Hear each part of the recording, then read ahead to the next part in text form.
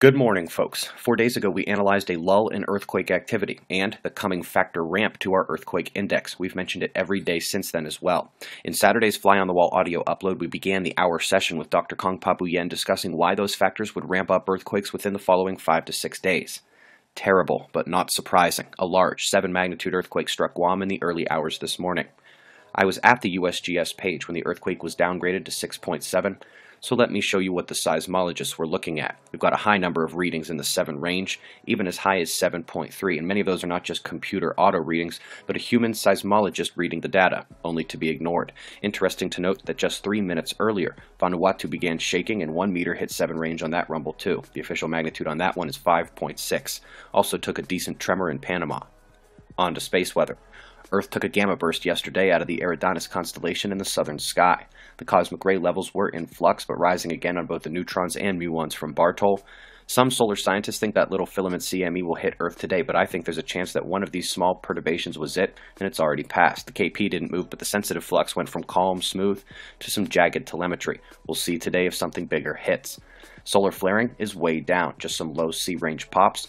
In the evening news last night, we lamented the erasing of a deep sunspot number trough as new spots entered the disk, and the departing groups built back some umbral cores, but nevertheless, this was the quietest Earth facing 40% of the sun we've seen in days and days.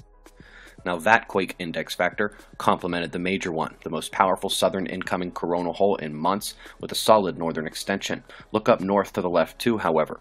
There's our next coronal hole. It is positive up there, as denoted by green instead of red. The stellar magnetic influence on near-Earth space has been negative for a number of days now, but we are about to swing back into positive, about another 36 to 48 hours. Top news. A great article about a prehistoric tsunami in Europe was spurned by the rare quake in Sweden 2 days ago, which was the third largest in 40 years. Now, apparently this event back then was more of a submarine landslide. It's just a really good article, and the accompanying paper abstract can be found in the links below. My NASA pick for the day is about the highest energy we know in the universe and why spinning magnets are responsible for them.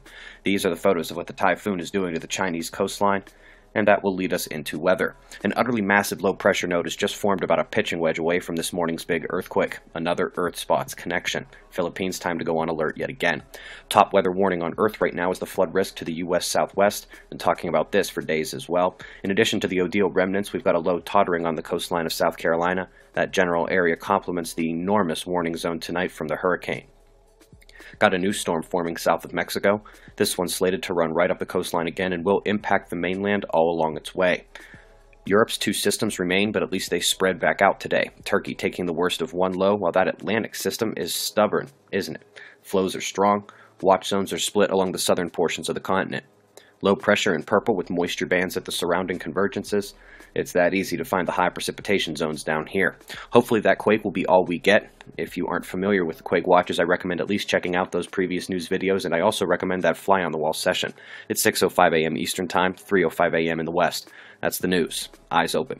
No fear. Be safe, everyone.